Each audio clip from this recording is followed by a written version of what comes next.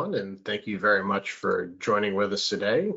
We have a quick update, just kind of one that we like to do every year around tax filing time, just to kind of make sure everyone's aware of what they have the ability to do and make sure you don't miss out on a great tax savings. So it won't be the longest webinar in the world, but it definitely is some very important information, especially as we come up to tax season, which is always fun, right?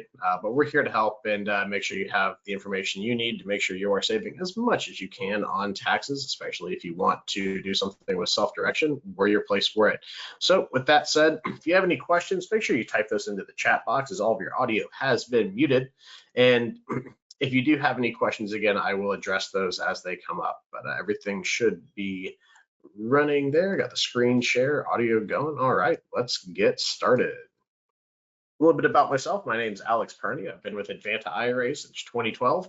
I have a lot of experience in the practical application of self-directed IRAs, as well as the education outreach and new business side of the equation. So if you have any questions, again, you can always feel free to reach out to me afterwards, or chime in a question during the presentation. We will absolutely make sure that you get your questions answered.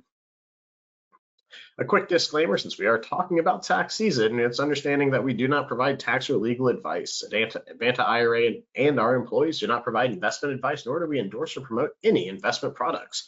All information and materials for educational purposes only, and all parties are encouraged to consult with their accountants, attorneys, and financial advisors before entering into any type of investment or making decisions on what type of plan is going to best suit your personal taxable needs.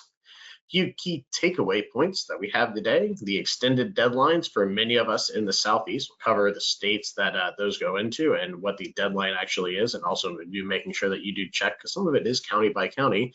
The employer plan benefits and drawbacks of certain plans, because not everything is created equal, and contribution limits for various plans. Again, the amount of money that you can add into these plans is equally as important as to choosing the one that works best for you.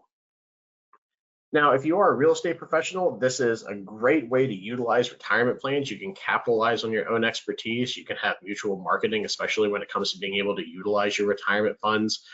There's trillions of dollars invested in these types of retirement plans. And only about 4% or less hold real estate directly. I leave this slide in just as a kind of an aside, because most people that are going to gravitate towards our retirement plan products that center on the self-employed individual, most of the time, just by people who engage with us, are real estate professionals. So understanding that you can not only leverage the tax savings that come with being self-employed and typically a 1099 employee with tax savings of things like SEP, Simple, and Solo 401ks, but also leveraging other people's money that are held within those plans as well.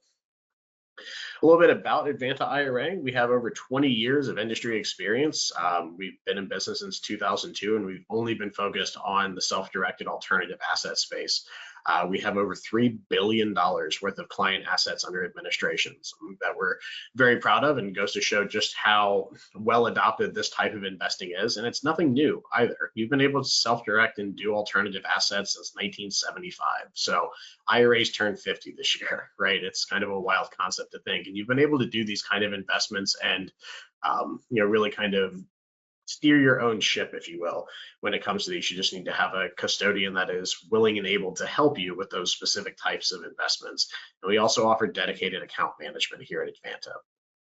The big thing when it comes to understanding your retirement is being able to get your questions answered and being able to get things done in a timely and efficient manner. And that's what we aim to do here at Advanta. Every single client has a dedicated account manager that we assign to your account that will be married to the account for the life of the account. And it goes just to help things get processed efficiently and make sure every question that you have gets answered in a timely and effective manner. We also have a great learning center. It's something that we're very proud of. We hold bi-weekly webinars every Tuesdays and Thursdays. I also host our podcast, the Alternative Investing Advantage podcast. And also we maintain an up-to-date blog with anything that you could ever possibly want to know about retirement plans and alternative assets as well. A lot of great guests on both our webinar and our podcast. So if you want to learn more, you want to engage with us, there's some great places, and they're all for the low cost of free. You just have to engage with us, and we're more than happy to point you in the direction. They're all on YouTube. Podcast is anywhere that you get your podcast from. So please make sure that you check that out if you do have any questions or you just like to learn more regarding this wonderful world of retirement planning that we operate in. So what is a self-directed IRA? What's a self-directed retirement plan? It's really just a method of investing that doesn't involve, mainly stocks, bonds, and mutual funds. While we do certainly offer that type of client service, we have a great partner in Access Bank that can help you if you want to do self-directed securities investing.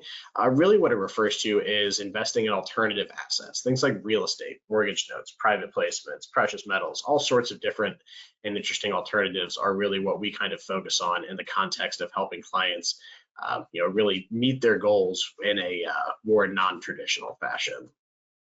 And most of the time people think, hey, I haven't heard about self-direction, this must be new. Again, as I mentioned, IRAs and 401ks turned 50 this year. We've been able to do this stuff for an exceedingly long amount of time. It's just the amount of people that operate in our space are much lower, and the people that want to engage this kind of service are even less as well. So it's not something new or specifically unique.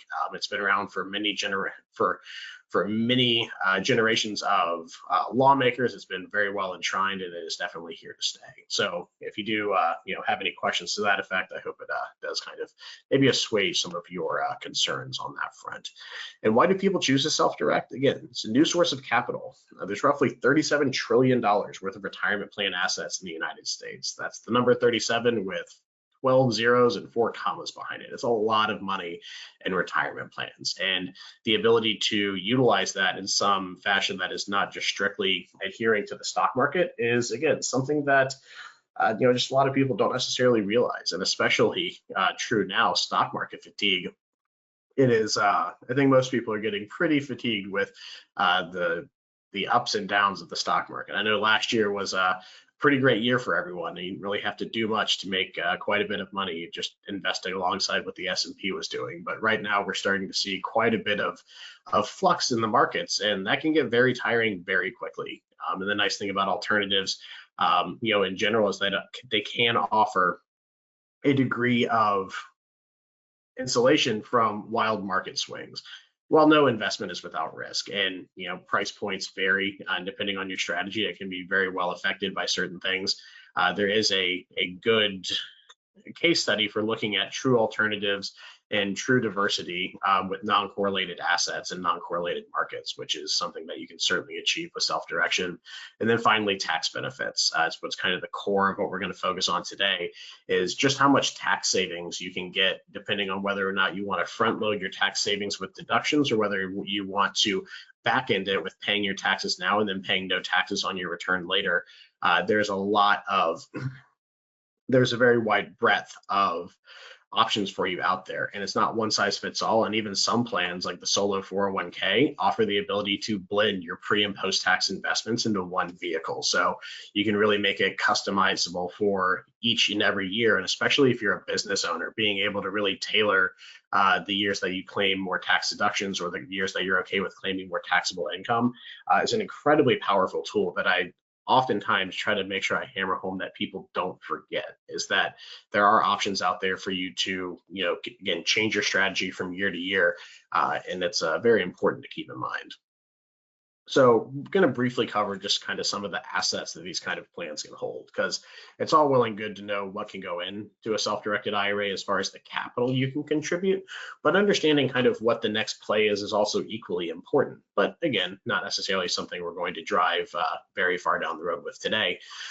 But real estate being kind of the most centric investment to our client base. And that doesn't necessarily just have to be 4 walls and a roof, single family investing. We have experience with clients doing anything from long-term and short-term rentals, rehab projects, condos, mobile home parks, tax deeds and certificates, different types of private REITs, syndications, limited partnerships, private trusts and LLCs.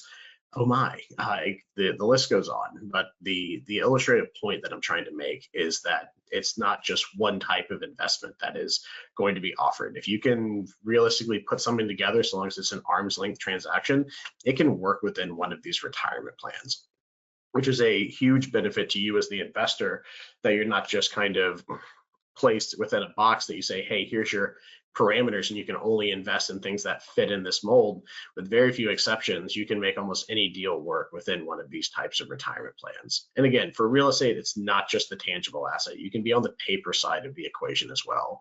So everything from holding a mortgage note, tax liens and deeds, unsecured debenture notes, option contracts, joint ventures, accounts receivable. There's a ton of different options for people who like a little bit more of a passive play than more of the active play when it comes to actually owning property, because there's the management concerns, there's tenants, toilets, and termites that you have to deal with owning the property. Paper assets definitely offer a degree of insulation from those kind of headaches that the traditional real estate investor might otherwise have to deal with. And then again, it expands from there. LLCs, we've seen people invest in farm animals, partnerships, movie projects, precious metals, equipment leasing, Forex accounts, private stocks, commodities, oil and gas. Again, the list goes on. But just the points that are, again, trying to be illustrated is that there's a very wide variety of options for you out there for investing outside of the general stock market. So what type of plans are really kind of key to be looking at right now as tax filing season's coming up? Well, the most pertinent ones specifically for you, and depending on when you file your taxes is also a big determining factor with this, but most people have the timely filing deadline for traditional and Roth IRA contributions for last year. And that's what we're really focusing on, is previous year contributions, right? So everything that you're doing that's going to affect your 2024 tax filing, which is coming up. Things like saving, so the traditional and the Roth on the individual plans. Savings accounts such as HSAs and ESAs also have a timely filing deadline that needs to be considered. And then the business plans, which I really kind of want to make sure that people are most aware of, things like the solo 401k, the SEP IRA, and the simple IRA, do have some abilities to do an extended filing, but one, you have to make sure you're filing on an extended schedule. And if you're a sole prop or maybe an S corp and it's just you, maybe if you didn't file for an extension and you're timely filing, you do have deadlines coming up. So just because a business plan has the ability to file at an extended date, if you are going to be a timely filer, you need to understand that you do have the deadlines to make sure that you establish these plans and also contribute to them as well to take advantage of those tax benefits, unless you want to do something like an amended tax return, which again, I would imagine most of us, once we're done with our taxes, typically don't like going back. At least I know that's true for me. So the individual plans, anyone with earned income is eligible to contribute to these plans. So your deductibility for a traditional IRA is going to be based on if you participate in another employer plan. So while traditional IRAs have no income limitation phase out for being able to directly contribute to them, their deductibility is going to be directly affected by your participation within a employer sponsored plan. If you do participate in a like 9-to-5 401k, then your deductibility phase out is going to be between $120,000 and $150,000 of joint household income. It's pretty low, right? So your ability to deduct those types of contributions are going to be limited if you're just really looking at the traditional IRA. So definitely something to consider if maybe the business side of things isn't too concerning to you, but you do have a more traditional 401k and a traditional IRA, then the deductibility play might not necessarily be there. So maybe thinking about something like a Roth conversion might be something that would be on the table. The deductibility, the benefits of a traditional IRA being its tax deduction, so it can lower your current tax bill, tax deferred growth. Former 401ks can be rolled over into traditional IRAs with no tax consequence. Old SEP IRAs, simple IRAs can also be rolled into these. And again, it helps to bolster your retirement savings. Now, the other main type of individual plan being the Roth IRA, anyone with earned income that does not exceed certain contribution limits can contribute. Those contribution limits change from year to year, but in general, for individual filers, it's going to be at $185,000 as your phase out for directly contributing, and household income of $270 is going to be the phase out for directly contributing to a Roth IRA.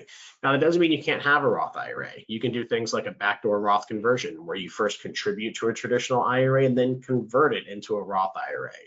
Keeping in mind that any type of conversion strategies that you might want to do, those have to be done within a calendar year. So you don't have any deadlines coming up, either for the timely deadlines coming up or the extended deadlines later on in the year, that are going to affect your ability to do a conversion, because again, everything's going to be counted this year. You had to have done your Roth conversions by midnight on 12/31 last year. So any conversions that you may want to do, there's no such thing as a previous year Roth conversion. So well, it is unfortunate, because right now you're kind of figuring out exactly how much money you made and what your headroom in your current tax bracket is. You gotta do this by year end. It's unfortunate, but that's just the way the cookie crumbles, if you will, with Roth IRAs.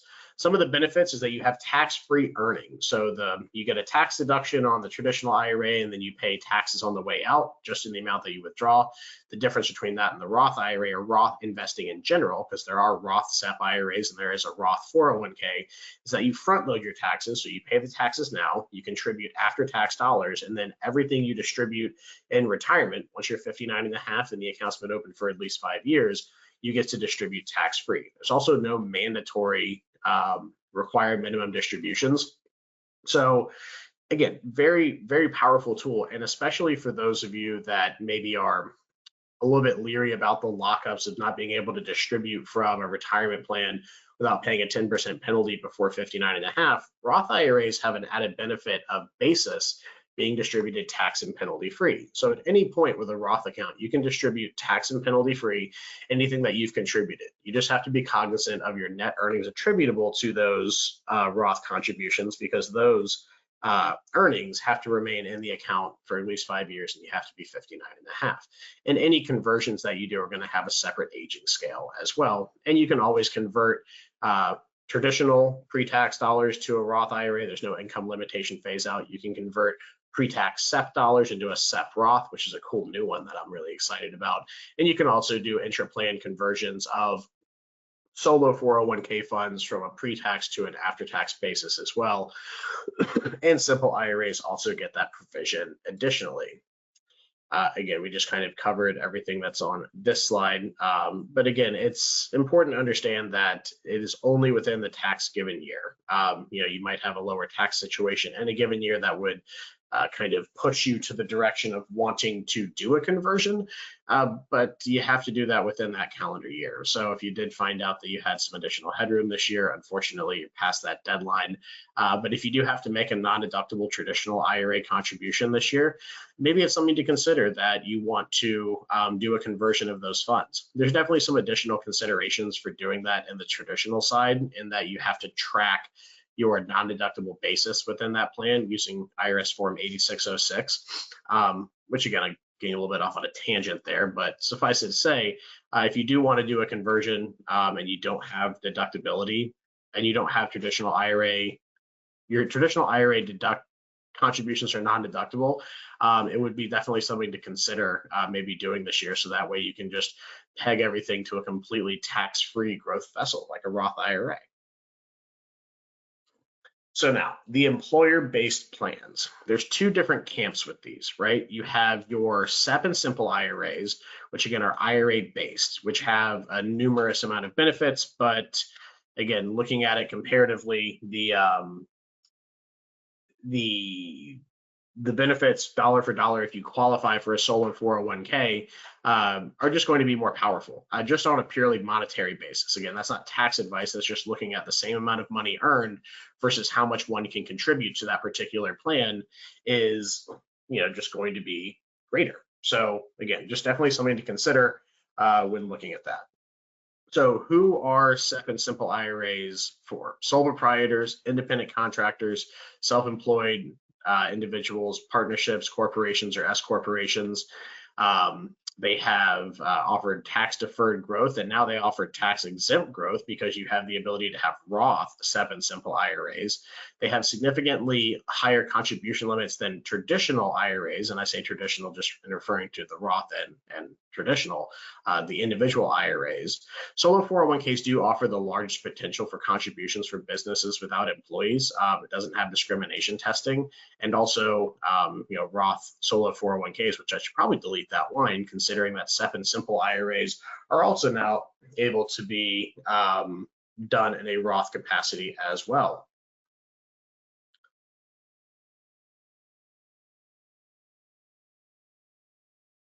Sorry, it just froze up on me a little bit there. Okay, so the comparative examination between SEP and simple IRAs and solo 401ks. What type of individuals can be excluded? So from a SEP and simple IRA, you can exclude individuals under 21, non-resident aliens, unionized employees covered by collective bargaining contracts. What type of people must be included? Well, with a solo 401k, you have to include anyone that works over 1,000 hours a year or at least 500 hours over 3 consecutive years. SEP IRAs, you must include anyone who's worked at least 3 of the last 5 years. And simples, you have to include anyone that's received at least $5,000 in compensation in either of the last 2 years. The reason I bring up these slides is that when choosing which plan to utilize, if you're someone that doesn't have employees, it's just you steering the ship, you're a sole proprietor through and through, and you don't have any plans on having employees, the solo 401k probably offers the most attractive option. But if you're someone that maybe wants to scale their business with a couple of employees, while a 401k is not something that you shouldn't look at, the administrative overhead for scaling a solo 401k plan gets much more expensive much more quickly than either a SEP or a simple IRA would. Now, keeping in mind how this relates to contribution deadlines, if you are going to be establishing a plan, you have to look at the current employees, not necessarily the previous year employees. Even if you're only looking at making this plan for the purpose of contributing for last year, you still have the ability to establish both SEP IRAs and solo 401ks for making previous year contributions. Simple IRAs did have a deadline for having a plan established before October of last year. So the SEP IRA and the solo 401k can still be established before your filing deadline. And keeping in mind that just because corporate extended filing deadlines are up into October, around October 15th, and timely deadlines are April 15th or potentially May 1st, depending on what disaster area that you may or may not be living in, if you are going to file your taxes at a specific timely deadline, you do need to have this employer plan established before that filing. Otherwise, you would have to go back and do an amended filing, and I'm not even sure if you can go back and amend the date if you automatically elected to file. So that's something you definitely need to check with a tax or legal professional on. So what are some of the advantages of the SEP and simple? They're less expensive to administer.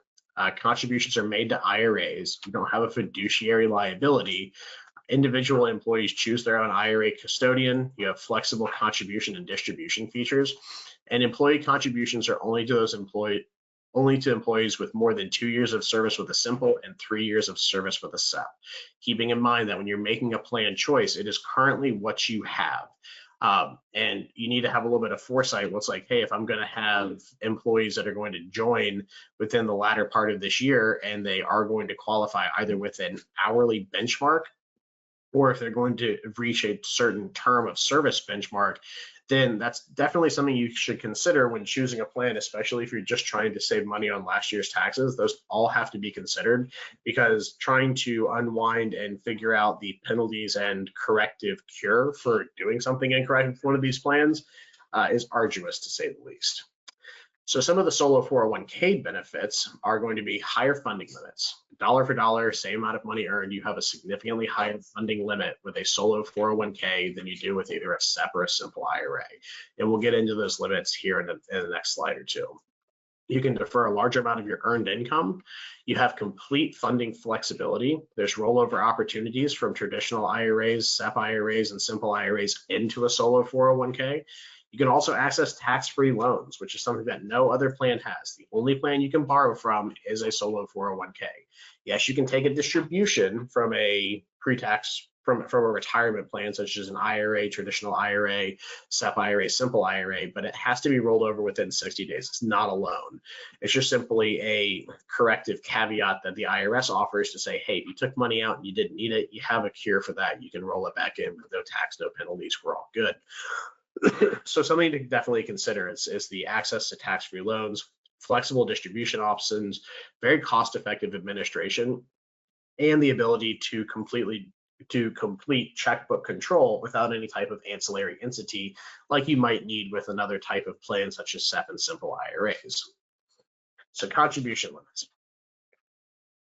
So keeping in mind that these are going to be the limits for last year. I didn't include this year's because we'll cover those towards the end of this year, because the important thing for making contributions to affect your taxes last year is last year's contribution limits. So traditional and Roth IRAs are going to be $7,000 or $8,000 depending on your age. And you can make your traditional and Roth contributions in addition to these other types of plans. So if you have a SEP IRA, you can still make a traditional or a Roth IRA contribution, even if you're maxing out the contributions to these other plans.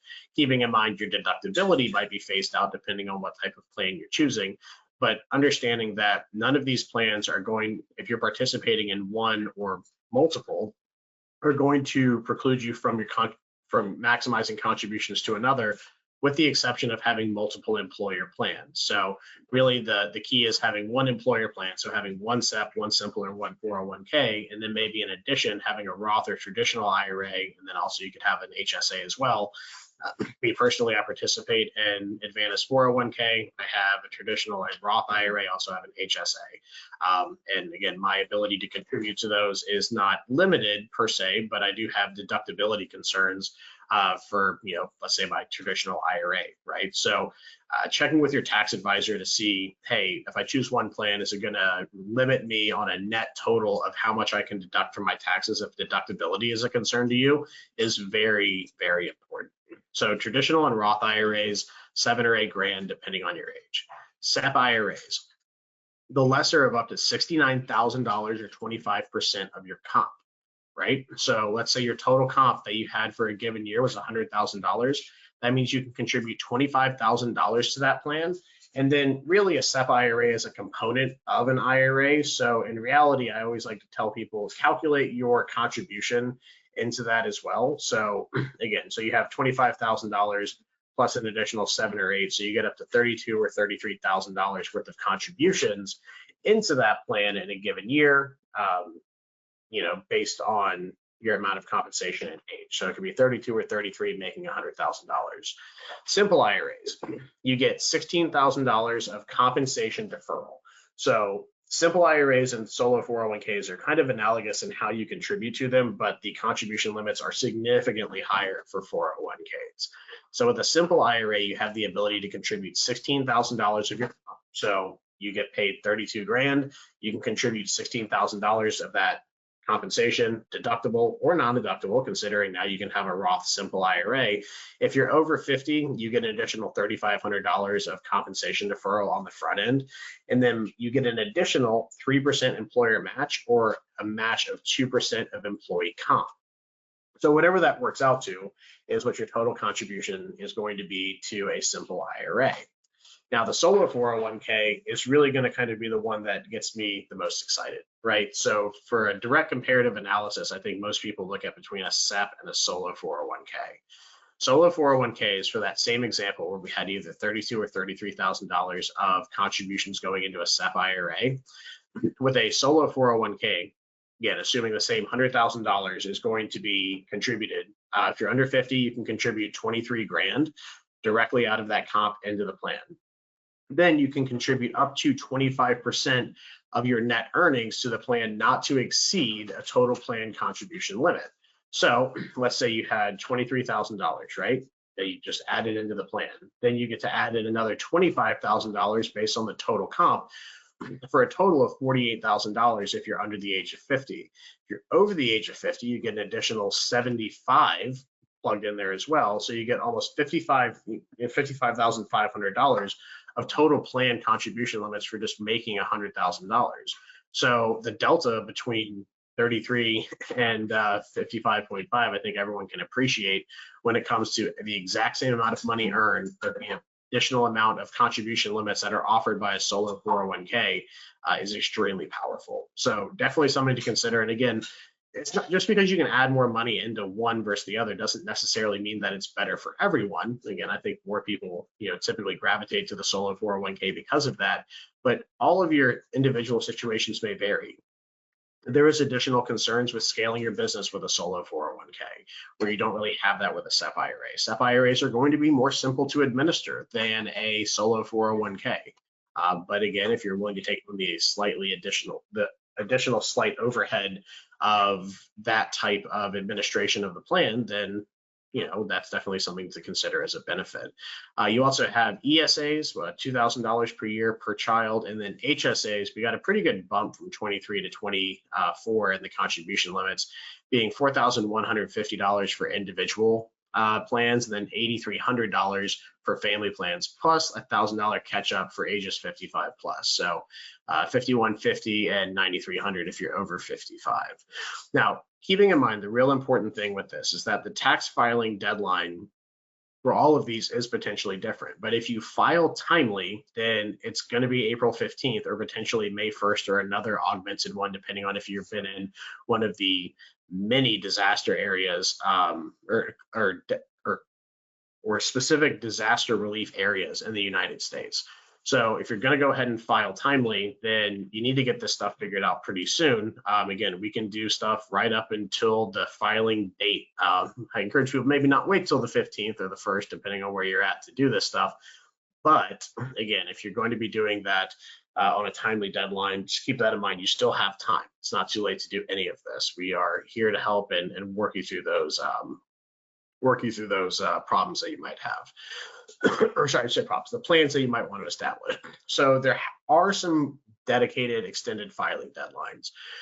Currently, at least the ones in the Southeast are going to be Florida, Georgia, Alabama, Mississippi, Louisiana, North Carolina, South Carolina, Tennessee, and West Virginia are deemed disaster relief areas. Now, most of them that are in the path of either Milton or Helene have a extended deadline automatically to May 1st. I would encourage everyone to check. The IRS has it pretty well laid out. If you go to irs.gov/newsroom/around-the-nation.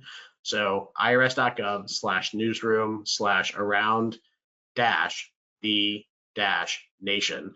And for anyone that's looking right here, it gives you a full list of every single state. You can click on it and it will give you specifically what the automatic extended deadlines are for any disaster area within your state. It'll list it out by county for each individual one. So just because your state may have something, it doesn't mean that every single county is treated equally. So you might be adjacent to a county that got completely wrecked, but they may not deem yours a disaster zone. So keeping in mind that it's not necessarily uniform, just because I named those states does not mean every single person in that state has an automatic deadline extension. So I encourage you, absolutely go check what the IRS has to say about your specific state.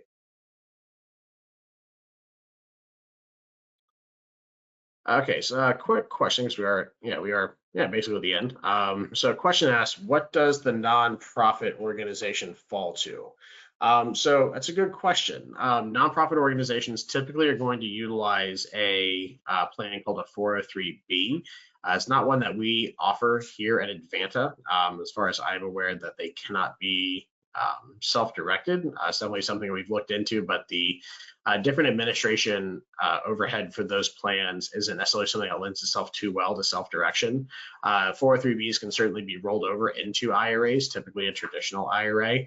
But if you are working in the nonprofit sector or you do own a 501c3 nonprofit, your ability to have a for-profit retirement plan is definitely going to be a little bit curtailed. But it's definitely something that I would more pose to the question of your tax or legal advisor. It doesn't preclude you from having something like a traditional or a Roth IRA, but for the more powerful business type plans, it's not something that's necessarily offered specifically to people that own or operate a charitable or nonprofit organization. So yeah, that's basically it. I'll stick around if there's any additional questions that want to be filed in. I like to keep these a little bit on the shorter side, as it's some pretty specific stuff that I think most people are aware that taxes are due, and not too long. And especially if you do again live in one of those states that has a deemed disaster zone, it's important to check if you need a little bit of additional time for that. So I just scrolled back a slide or two so that everyone can see. So check out irs.gov/newsroom/around the nation, and it gives a list of all the states in the nation, and if any of them have any particular disaster zones that are affording a relief on your tax filing deadline, it is listed right there. But that is basically it. If there's any additional questions, please do go ahead and fire those out. If there are any questions that you think of afterwards, you can certainly reach out to me directly. My number and email address is right there. My number directly, if anyone's just listening in, is 727-754-9954, 727-754-9954, or Perny, APERNY, at AdvantaIRA.com.